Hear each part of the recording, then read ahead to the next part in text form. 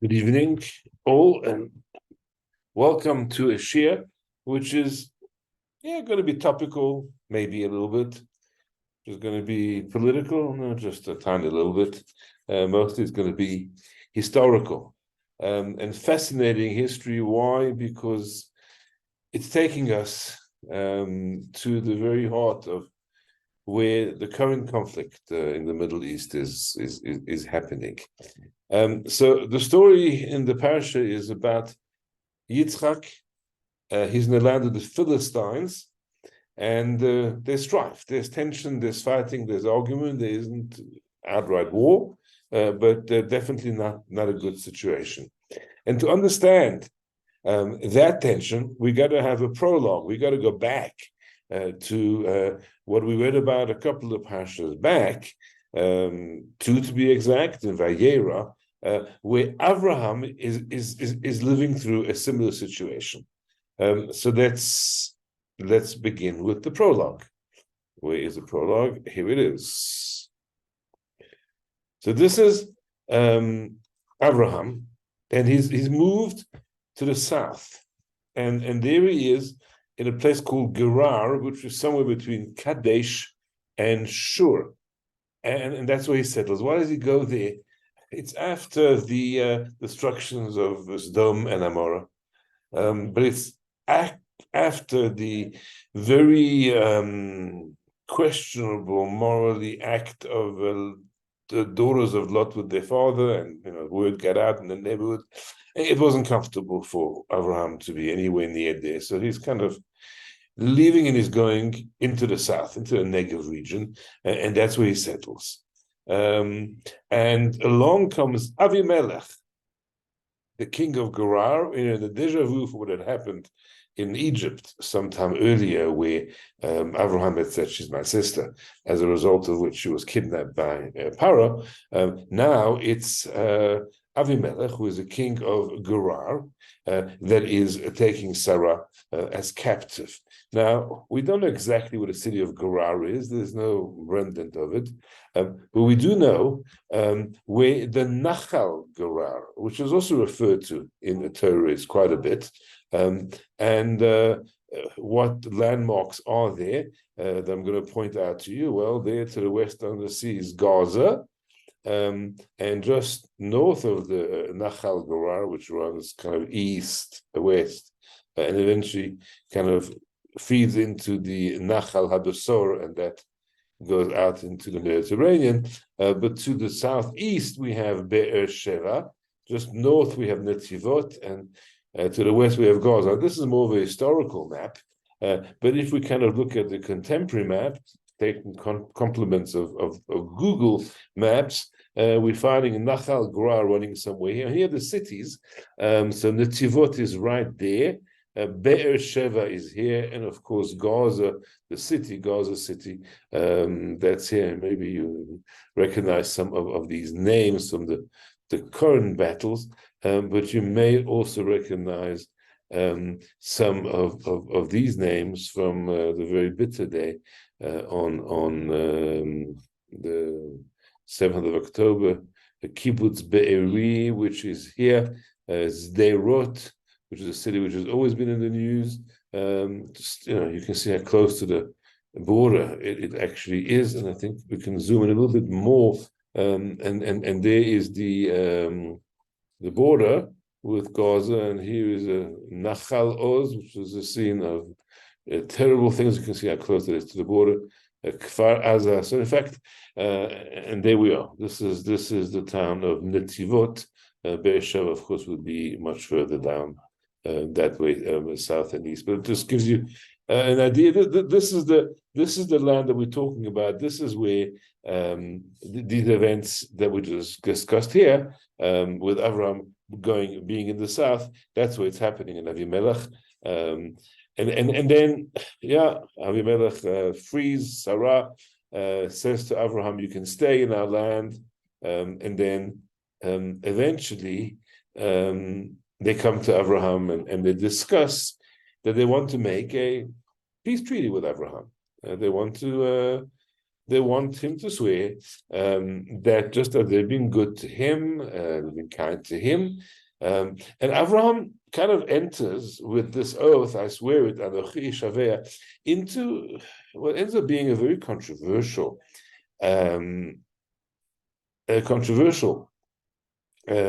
peace treaty, stroke covenant with the Philistines, Avimelech and Pichol, and it's one which binds him, as you can see here. Please swear to me for my kith, don't know what that means, and Nechdi, my kin. It actually binds him for several generations, and yes, they were bound by that. And King David, of course, and the prophets, they suffered from the Philistines. We all know about Samson and the battles that were going on with the Philistines then. So that's all because of Abraham. So there's a lot of discussion and debate, the controversy as to whether this was a good thing what Abraham did, or whether in fact he was penalized, punished for having done so. But he made this treaty with them. He says, I will swear. And then they've got this interesting kind of little ceremony where Abraham rebukes Avimelech about the theft of wells of water, which the servants of Avimelech apparently seized. Avimelech denies this all. He says, I've got no idea. And so does Pichol. And eventually they make a peace treaty. Abraham takes 7 of the flock, puts them aside, and Avimelech, of course, is going to question and say, what's this all about? And he says, no, these are 7 sheep that I'm setting aside, and these are going to be proof, testimony that I dug this well. And where is this well situated? Well, we find out that it has something to do with maybe the 7 sheep, but also with an oath which takes place. And this is why it's called Be'er Shava, or we call Be'er Sheva, because they both took an oath. And he would discover for the first time that Avimelech is actually a Philistine, because he returns after this oath and covenant which they made in Beersheba, and returns to the land of the Philistines. There's kind of a truce.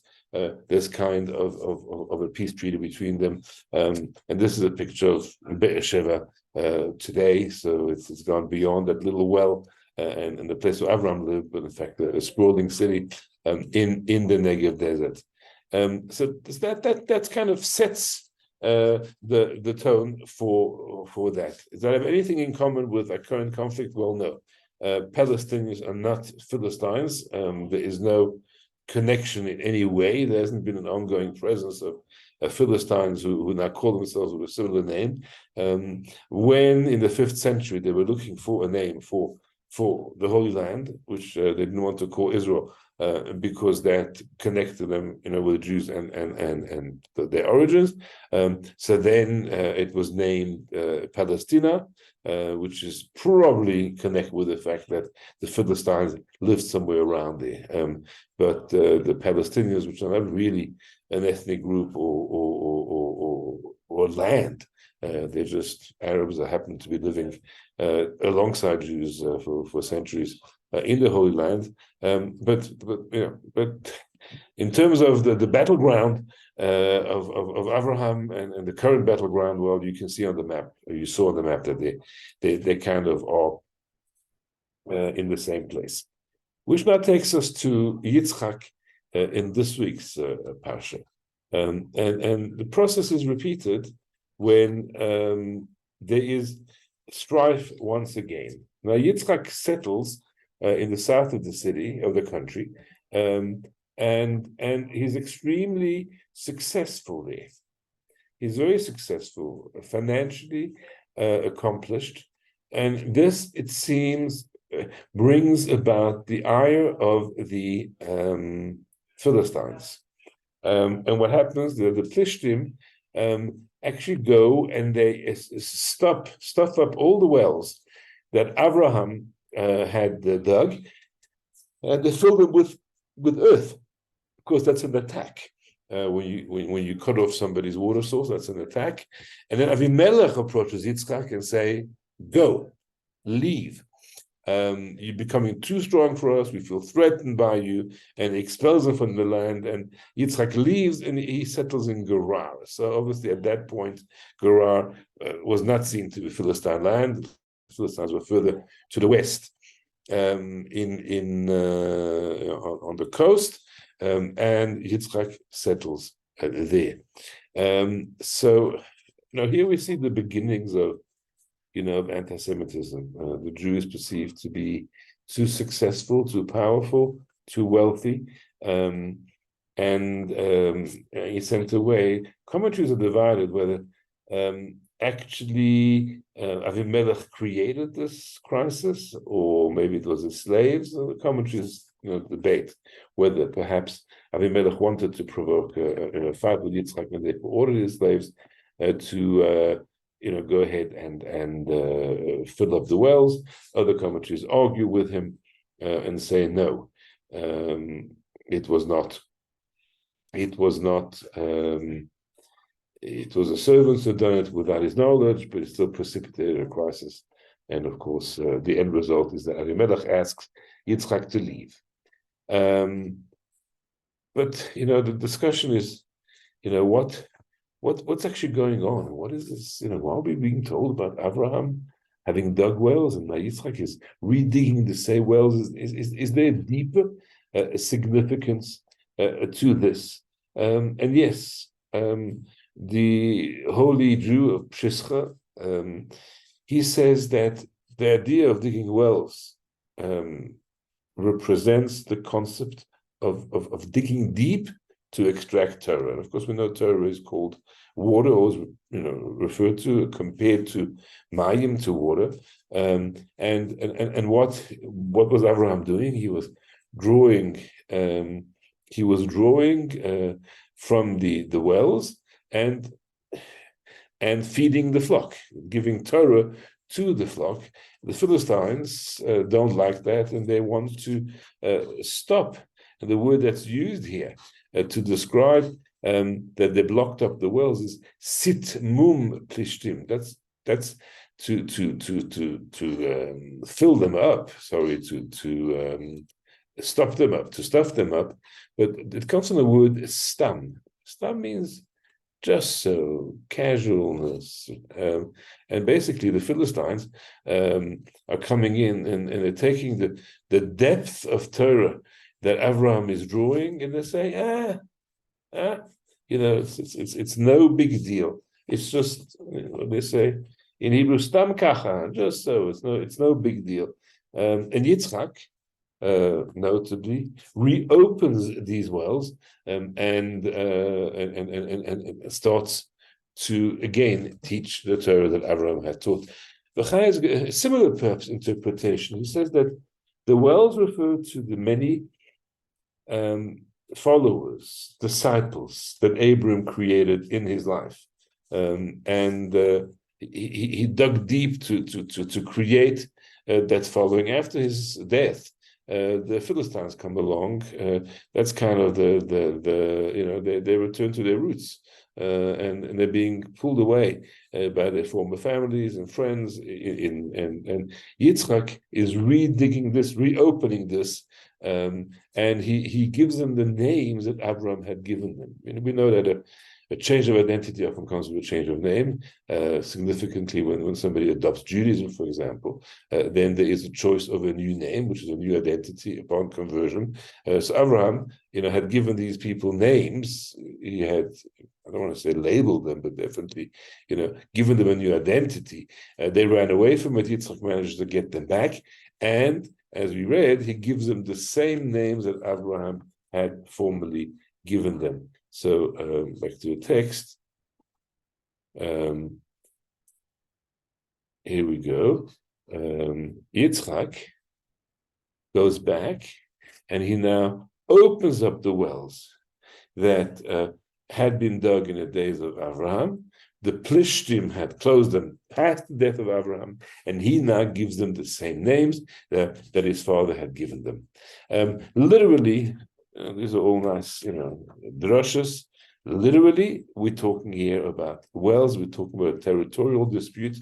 And how many wells? Well, if you look carefully, here we go, at the number of wells, they're referred to as all the wells. Now, if it was one, it would be Be'er.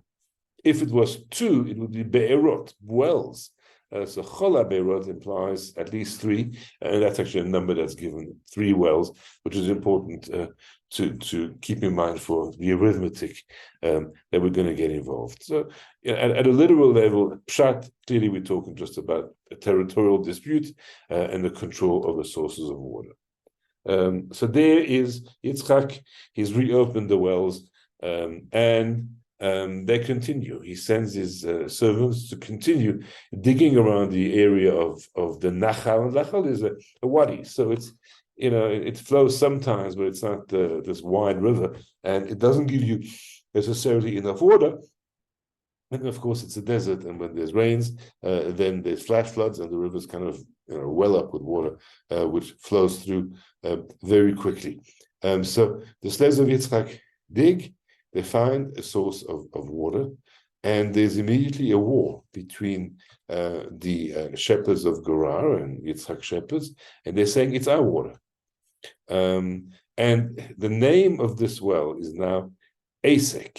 Asek, because they argued with him, they contended with him, they fought. So because of the fight, Yitzchak names that well Asek, or strife, fighting. And then he goes for a second well. They dig a second well, and they're fighting again. And this one now is called Sitna, and eventually they end up digging a third well, and this one there is no fighting about, and this one's called Rechovot.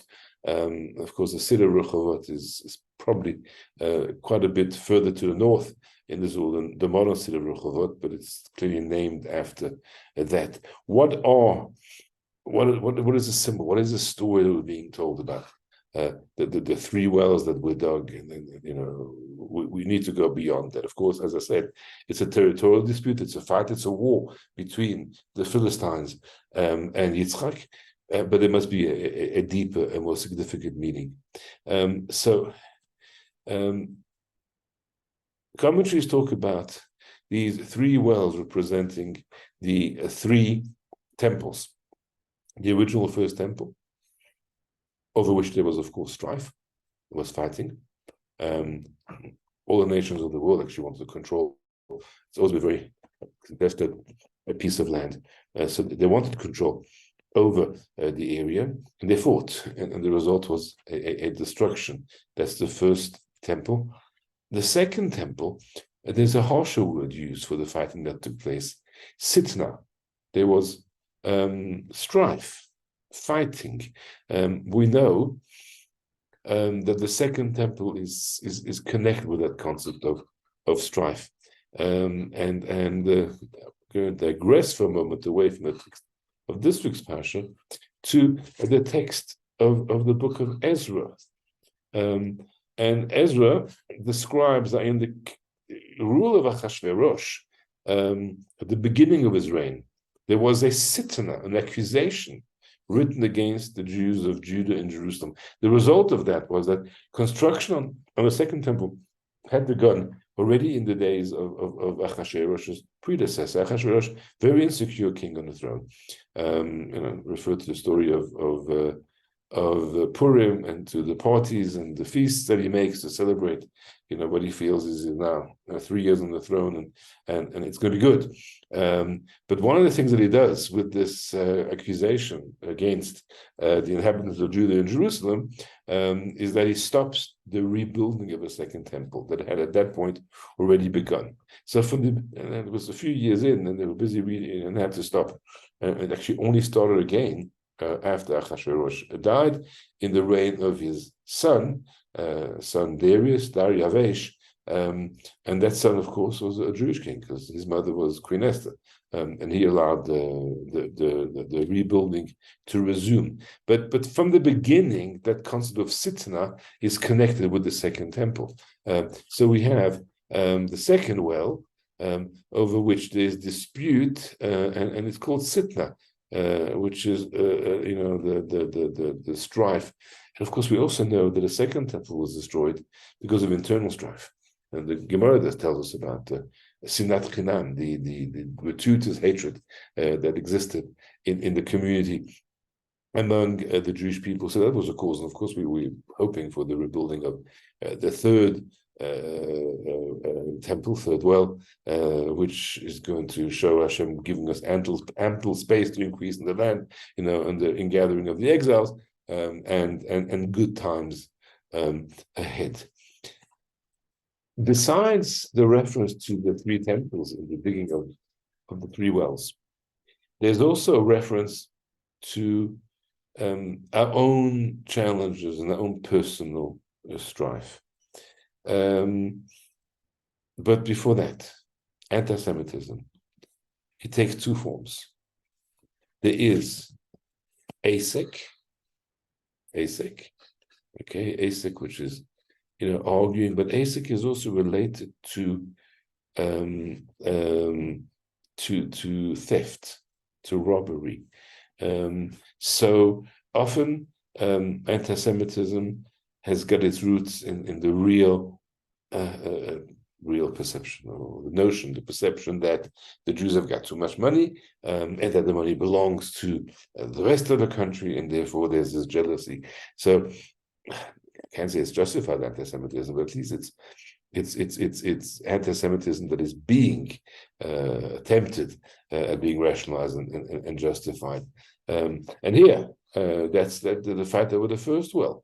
The water is ours. ASEC. There's robbery here. If you look at the second well, it doesn't give us any reason. They just fought over that one. It doesn't say they said you've stolen our water. They just said here's the well, and it's called Sitna because they argued over it, and that's a more difficult form of anti-Semitism, where it's simply hatred of the Jew because he's a Jew and nothing more. And of course, we're waiting for the development of the redemption of the third temple. But besides these wells also representing anti-Semitism and the external threat, it is also symbolic of the internal threat within all of us. That is, how we have to battle our own inner enemy. And how does that happen? So our own inner enemy sometimes convinces us that there is gain by behaving in a certain way. In other words, leads us into greed. And that's, there is so much to benefit by cutting a corner. We also have an other inner enemy that is even worse, because he cannot convince us that there's any benefit in cutting corners and not following the rules, the laws. He simply says to us, I cannot, laziness, apathy, I can't do this, what for? But can't really, this Yetzer Hara, convince us, prove to us there's any real benefit. So it's our duty to kind of strengthen ourselves and to go beyond that. And so from there, Yitzchak, we're coming back now to the literal meaning of the verse. He goes back to Beersheba, and here is his. It's not finished, because even in Beersheba, there we go.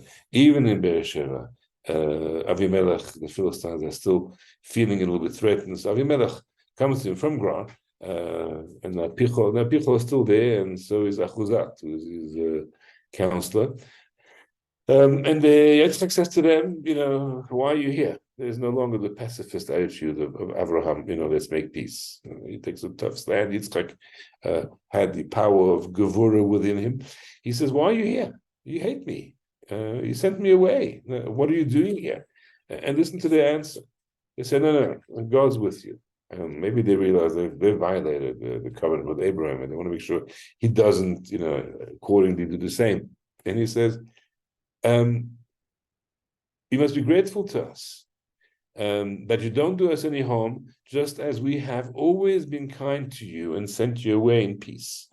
So from now on, you must be the blessed one of Hashem. The Medrash shows a beautiful parable on this one. The lion ends up with something stuck between his teeth, and it's an absolute agony. He says, anybody who can help get this piece of meat out from between my teeth, I will reward him hugely. The bird arrives with its long beak, sticks its head inside the lion's mouth, manages to pluck the offending object between the teeth, and flies out and says to the king, now the lion, so now where is my reward? The lion says, reward? You can boast that you had your head inside a lion's mouth and he didn't close his mouth.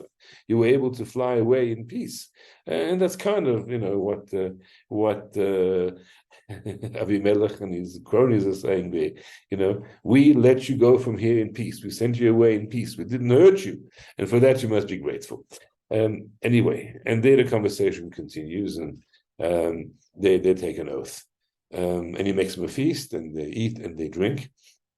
And then they go, and Avimelech sends them in peace. And where is this happening? Well, we know he's in Beersheba. And here comes another well. Another well. How many wells have we had so far? Well, let's do the maths. We had 3 from Abraham and a further 3 from Yitzchak that we've spoken about, Esek, Sitna, and Rehovot. And now comes the 7th well.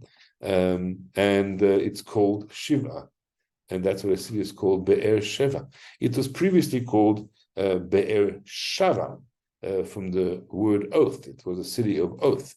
It is now the well of 7, because 7 wells were dug, and this was a celebration of the 7th well. And that's where this small passage on Isaac's well digging comes to an end. But in studying it, we get the amazing insight, not just into the area, which seems to be one that has been flowing with Jewish blood for ages, from the days of Abraham and the Philistines through to Samson, and unfortunately, it's a rough area. But in reading about Yitzchak reopening his father's wells, digging new wells, ending up with 7 wells that really showed control of the land, we end up understanding that Yitzchak is taking full and absolute control and ownership of the land. Please God, this should be recognized by all very soon, and we should find that the Palestinians honor the peace just like the Philistines knew they had to. Have a very good night.